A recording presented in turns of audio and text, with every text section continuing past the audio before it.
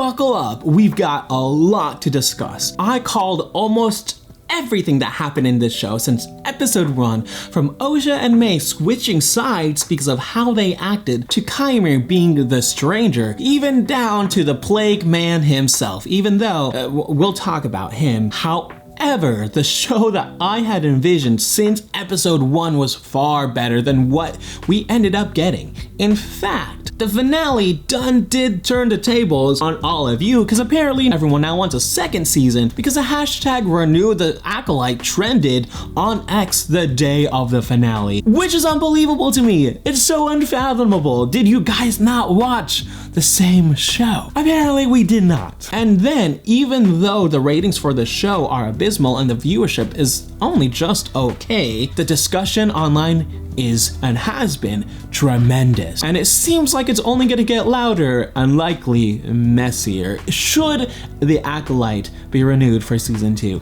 I don't think it's gonna be. Spoilers, obviously, for the Acolyte, not like any of you care, but courtesy does exist. So up until episode 7, I was hardcore defending the show. I could explain pretty much every character's seemingly wish-washy motivations with psychology that played into the show's theme. So nature versus nurture. And even though, in the end, I was absolutely right, was it really worth it? The short answer is a big fat hell no. By the end of the first episode, I was convinced that Osha and May would switch places. We were told a lot about Osha's Jedi training failure due to her resentment and what she lost from that night on Brendok throughout the first 4/5 of the episode. But once Osha and May locked eyes, I saw compassion in May's and vengeance in Osha's. That's not a Jedi trait, but the former is. Each episode kept proving my point, showing that May was really only doing things because she was told to do things, not because she really wanted to do them. Since Osha was gone to her, she needed to be loyal to something, to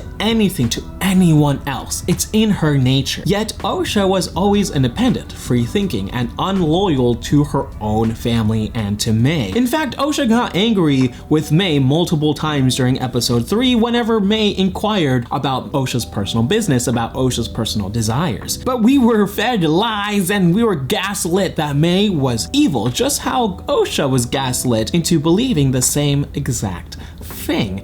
Very well done, might I say. So moving forward throughout the show, May is really only doing what she assumes is good and correct, protecting her family at all costs. Meanwhile, Osha is protecting her own self at all costs from the get-go. The setup in The Acolyte was going to be for something glorious, but the nosedive on the show is honestly quite impressive. The Acolyte was trying to say, no matter who or what brought you up, you are who you are. Nurture versus nature, once again. And honestly, I found that concept to be insanely fascinating. Instead, we got you are who you are because my adult figure's done messed me up and I can't move past it. And I gotta let everyone know by any means necessary. And my name is Leslie Hedlund, and I approve of this message. Don't get me wrong, I enjoyed the first 6 episodes of The Acolyte. This show sets up the mystery beautifully. It sets up questions to be answered so smoothly, but then the bottom just gave out from under the mass pressure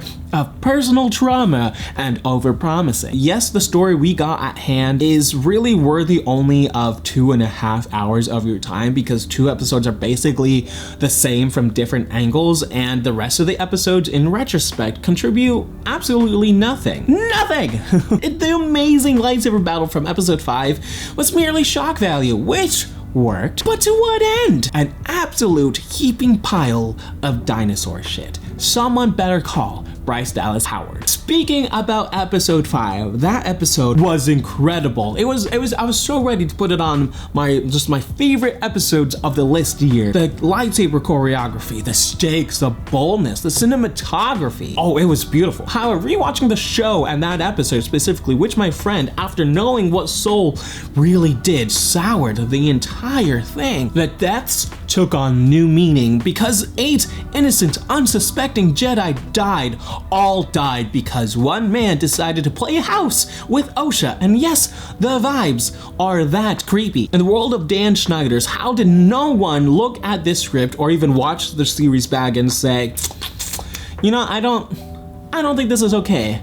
I don't think what Sol is doing is fine. Yep, turns out all the chaos, all of the deaths, all of the trauma happened on Brendock 16 years ago happened only because Sol loved Osha, despite never having actually interacted with Osha up until the Jedi interrupted the Ascension. Sol desperately wanted a Padawan. But here's this, there are hundreds of thousands of kids, Padawans on Coruscant, then why can't any of them be his Padawan? Sol, buddy, I think the issue is you. I truly don't think the council wants you near any Padawan, near any youngling, and if that's the case, then why is Sol still a Jedi? And why, or how would Osha ever become Sol's Padawan? Indara allowing that to happen, the most irresponsible person ever. And we'll talk about Indara in a second, but it makes absolutely no sense that Osha would end up being Sol's Padawan. I cannot believe. Indara should have at the very least told Sol, you may have saved her, but you absolutely cannot have her. You need to suffer one punishment at least, because none of these people suffer any punishment whatsoever except for death, but some of them wanted it. So at that point, is it really punishment or is that release? And in that case, I also have big issues with that as well. And throughout the entire series, we were told by other characters that Sol and Osha had a very special type of relationship and that they had a strong bond, yet we are never shown any of this, and I don't understand why Disney is so afraid of showing Jedi training in live action. We were told about Ahsoka and training Sabine, but we weren't shown any of it. We were told Osha training in the Jedi and failing, but we weren't told any of it. We were told that May trained as a Sith, but we weren't shown any of it. It almost feels like we're slapped right in the middle, and honestly, it's just a lot of tell, and a lot of assumptions, and a lot of trauma dumping.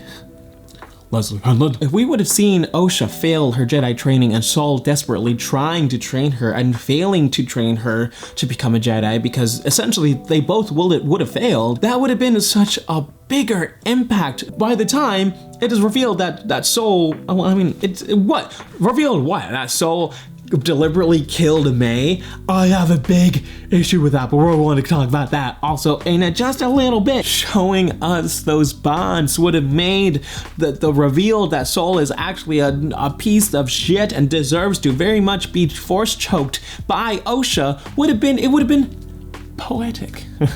It almost is poetic. It just would have been even more poetic if we were shown that, because the emotion would have been there. The biggest issue, again, of the Acolyte is there's too much telling and not enough showing, and too much showing of the wrong thing. Talk about steamy, a nude Qimir and an angry Osha. Oh, you can call me uncomfortable and late for dinner because I don't want to be near any of these two anymore. But here's the thing, by having Osha join Qimir in this Bonnie and Clyde love criminal relationship, what does that actually say about Osha and Sol's relationship? If Osha has daddy issues, well, she sure found herself a sexy daddy who seems intent on showing her the dark side. The steam is there. Leslie Hanlon, get out. But in seriousness, all I was thinking about is, does this mean that Sol loved Osha? Because that's not okay. That's very not okay at all. And I hate that. And again, if that's the case, the council not picking up on that. Sure, they were right for not giving a Padawan, but what are they doing keeping around the younglings if he's so clearly not good for them? I know the intention was to make Sol Leslie Headland's father figure, but the presentation was non-existent. It was kind of hinted towards us, but what was left was a bunch of awkward, uncomfortable, and forced dialogue and scenes that implied other things that are just not fine, that are not okay. And I just find this whole storyline to be insanely irresponsible on behalf of Disney, Star Wars, and everyone involved with this show, in and out. And I'm sad to say, but a line drawn is a line drawn, and I'm drawing my line there because absolutely no. Because here's where the issues go further. Because Sol deliberately allowing a child to fall, again, deliberately fall, seemingly to her death. Sol didn't know how far deep that thing was. How could he? He had never been in that spot before. So to let a person just fall with absolute fear as their companion, knowing that they're about to die, that's unforgivable to me. In my book, that's totally unredeemable as a character, as a person, as a writer, as a creator. Leslie Headland, I would never hire Leslie Headland or any of the writers, in fact, of this show, because I know that you guys have no respect for actual good storytelling, because what that was unethical, it was immoral, and it was downright too far.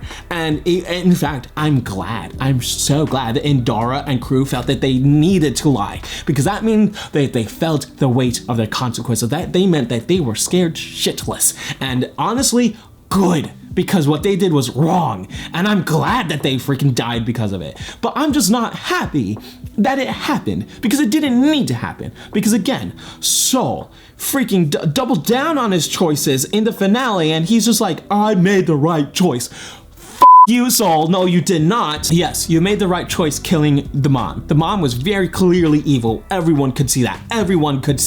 The mom was evil. That should not have been the thing that made Sol bad. The thing that should have made Sol bad was of that fact that he let an innocent child die because he loved somebody else. That's so wrong on so many levels. Because what is that saying about love? That love is incorrect? That love is wrong? That love is evil?